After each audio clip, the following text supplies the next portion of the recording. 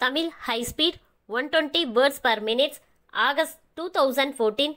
Code number of question paper 776. Speed number 46. Get ready.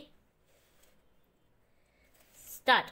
சட்டமன்ற பேரவையில் வரவு செலவு திட்ட பொது விவாதத்தில் பங்கு கொண்டு ஓர் உறுப்பினர் பேசியதாவது: மாண்புமிகு பேரவை தலைவர் அவர்களே, இந்த நிதிநிலை அறிக்கை மீது நடக்கும் பொது விவாதத்தில் பங்கேற்று என் கட்சியின் சார்பாகவும் என் சார்பிலும் கருத்துக்களை எடுத்து வைக்க வாய்ப்பளித்ததற்காக முதற்கண் என் நன்றியறிதலை தெரிவித்துக் கொள்கிறேன்.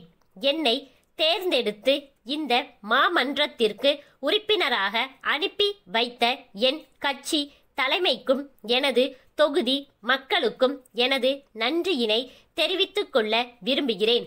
அரசின் திட்டங்களில் உள்ள நல்ல அம்சங்களை பாராட்டுவதோடு நின்றுவிடாமல் குறைகளையும் சுட்டிக்காட்டி அவற்றை போக்க எடுக்க வேண்டிய நடவடிக்கைகள் குறித்த ஆலோசனைகளையும் வழங்க வேண்டியது ஓர் உறுப்பினரின் தலையாய கடமை என்பதை நான் நன்கு உணர்ந்துள்ளேன். தமிழ்நாட்டில் வறட்சி, வெள்ள சேதம் போன்ற துயரங்களை அனுபவித்த விவசாயிகளின் கடனை தள்ளுபடி செய்ய வேண்டுமென்று பல உறுப்பினர்கள் வேண்டுகோள் விடுத்தனர். உறுப்பினர்களின் கோரிக்கைக்கு செவிசாய்த்து விவசாயிகளின் கடன் முழுவதையும் தள்ளுபடி செய்ய போவதாக அறிவித்துள்ள அரசின் நடவடிக்கையை பாராட்டாமல் இருக்க முடியாது என்பதை தெரிவித்துக் கொள்ள விரும்புகிறேன். வேலை வாய்ப்பு திட்டங்களை குறித்து சில கருத்துக்களை இந்த சந்தர்ப்பத்தில் தெரிவித்துக் கொள்ள விரும்புகிறேன். கூட்டுறவு நூற்பாலைகள் உட்பட பல தொழிற்சாலைகள் தமிழ்நாட்டில் மூடப்பட்டுள்ள காரணத்தால் அந்த தொழிற்சாலைகளில் வேலை செய்து வந்த தொழிலாளர்கள் மிகவும் பாதிக்கப்பட்டுள்ளனர்.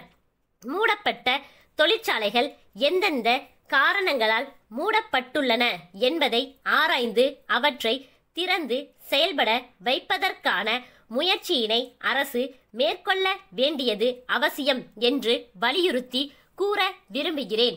இந்த சந்தர்ப்பத்தில் தொழிற்சாலைகளை திறப்பதற்கான எந்த விதமான திட்டமோ ஆலோசனையோ இந்த நிதிநிலை அறிக்கையில் இல்லாதது குறித்து என் வருத்தத்தை தெரிவித்துக் கொள்கிறேன். வரி சலுகை, இலவச மின்சாரம், மானியங்கள் போன்றவைகளை இந்த தொழிற்சாலைகளுக்கு அளித்து அவைகள் மறுபடியும் செயல்பட வழிவகை செய்ய வேண்டும். அரசு துறைகளில் பணி நியமனங்களுக்கு தடை விதிக்கப்பட்டிருந்தது. அந்த தடையை இந்த அரசு நீக்கியது குறித்து என் மகிழ்ச்சியை தெரிவித்துக் கொள்கிறேன். இருந்தாலும் கூட இன்னமும் காலியாக உள்ள பணியிடங்கள் பள்ளி, கல்லூரி அலுவலகங்களில் நிரப்பப்படாமல் உள்ளன.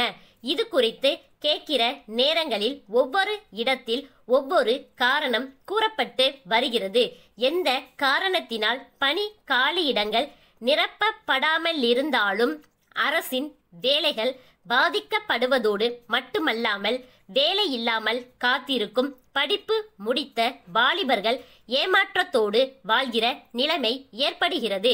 இதை போக்க அரசு தக்க நடவடிக்கை எடுக்க வேண்டும் என்று வலியுறுத்தி கூற விரும்புகிறேன். அடுத்தபடியாக நான் சொல்லிக்கொள்ள மிகவும் விரும்புவது பத்திரிகையாளர்களை பற்றியதாகும்.